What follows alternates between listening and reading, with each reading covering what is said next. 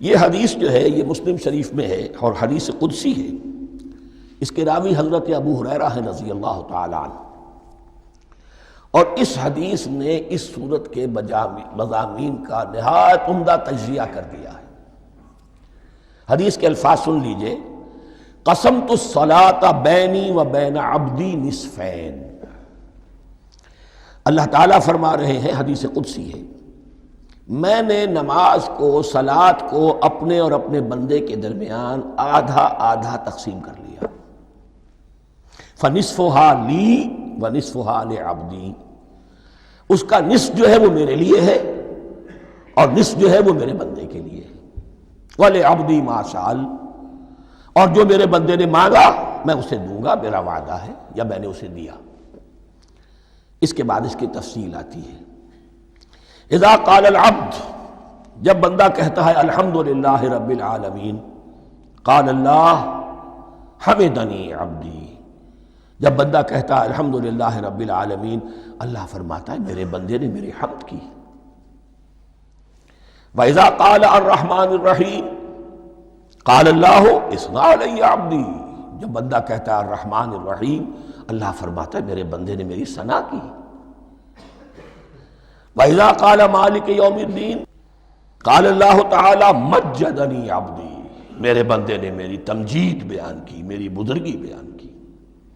اب یہ تین آیتیں ہو گئیں، تینوں میں اللہ کی حمد ہے، ثنا ہے، تمجید ہے. یہ تین آیتیں خالص اللہ کے لیے ہو گئیں.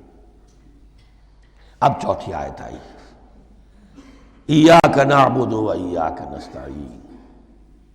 اس کے بارے میں جب بندہ کہتا ہے اذا قال العبد ایاک نعبد و ایاک نستعین، قال اللہ تعالی ھذا ما بینی و بین عبدی ولعبدی ما سأل. یہ میرے اور میرے بندے کے درمیان ہے. یہ تو یوں سمجھیے کہ یہ گرہ لگ گئی ہے میرے اور میرے بندے کے مابین. اس نے مجھ سے قول و قرار کیا ہے، اس نے میری بندگی کا اعتراف کیا ہے، اس نے تسلیم کیا ہے کہ میری ہی بندگی کرتا ہے اور کرے گا، اور مجھ سے مدد چاہیے ہے. ھذا ما بینی و بین عبدی. یہ معاہدہ ہے، معاہدہ دو فریقوں کے مابین ہوتا. یہ میرے اور میرے بندے کے مابین ہے. وَلِعَبْدِي مَا سَأَلَ. اور میں نے اپنے بندے کو دیا جو اس نے مانگا. وہ میری مدد چاہتا ہے، میری مدد اس کے شامل حال رہے گی.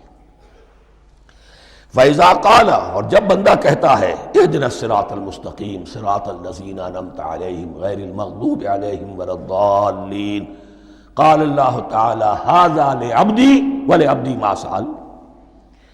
یہ تین آیتیں یہ میرے بندے کے لیے. اهْدِنَا الصِّرَاطَ الْمُسْتَقِيمَ، اسی صراط مستقیم کی وضاحت ہے مثبت.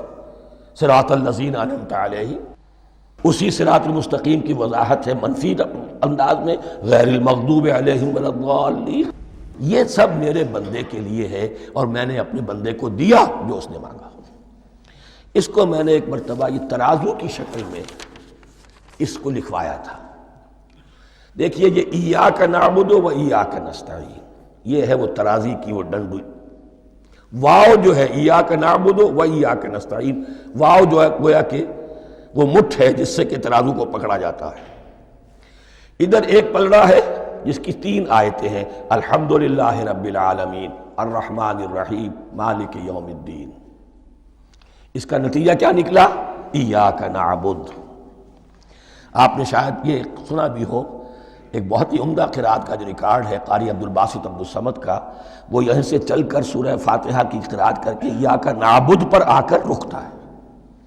الحمدللہ رب العالمین الرحمن الرحیم مالک یوم الدین ایاک نعبد. گویا کہ یہاں یہ صورت بالکل ہاف ہو گئی ہے. تین آیتوں میں اللہ کی حمد ہے، ثنا ہے، تمجید ہے، جس کا نتیجہ ہم تیری ہی بندگی کرتے ہیں، تیری ہی اطاعت کریں گے. لیکن اب اس کے بعد سوال ایاک نستعین، اسی کی جو استعانت کیا درکار ہے ہمیں؟ ہدایت. ہدایت سب سے بڑی استعانت ہے، ہدایت ہی تو سب سے بڑی مدد ہے. اهدنا الصراط المستقیم صراط الذین انعمت علیہم غیر المغضوب علیہم ولا الضالین. یہ ایاک نستعین کے حکم کے ساتھ یہ تین آیتیں آ گئیں اہدنا الصراط المستقیم صراط الذین انعمت علیہم غیر المغضوب علیہم ولا الضالین قسمت الصلاة بینی و بین عبدی نصفین فنصفها لی ونصفها لعبدی ولعبدی ما سأل۔ اللہ تعالیٰ اس سورہ فاتحہ کا جو اصل مفہوم ہے وہ بھی ہمارے ذہنوں پر، ہمارے شعور کی سطح پر اسے اجاگر کیے رکھے، ہمیں توفیق دے کہ جب بھی پڑھیں، جب بھی سنیں تو وہ کیفیت اگر ہو جائے، اس لیے کہ ایک حدیث ہے کہ الصلاۃ معراج المومنین، نماز تو اہل ایمان کے حق میں معراج کے درجے میں ہے۔ اس حوالے سے ہم یہ سمجھ سکتے ہیں کہ کوئی وقت ایسا آ سکتا ہے کہ انسان کو واقعتاً، روح انسانی واقعتاً اللہ کے یہ جواب سنے۔ انہونی بات نہیں ہے، ہوتا ہے خطاب آخر، اٹھتا ہے حجاب آخر، کرتے ہیں خطاب آخر، یہ تو ہوتا ہے۔ مخاطبہ الہی، یہ تو میں نے عرض کیا کہ ثابت ہے، مخاطبہ، محادث اور تحدیث، اللہ بندوں سے کلام کرتا ہے۔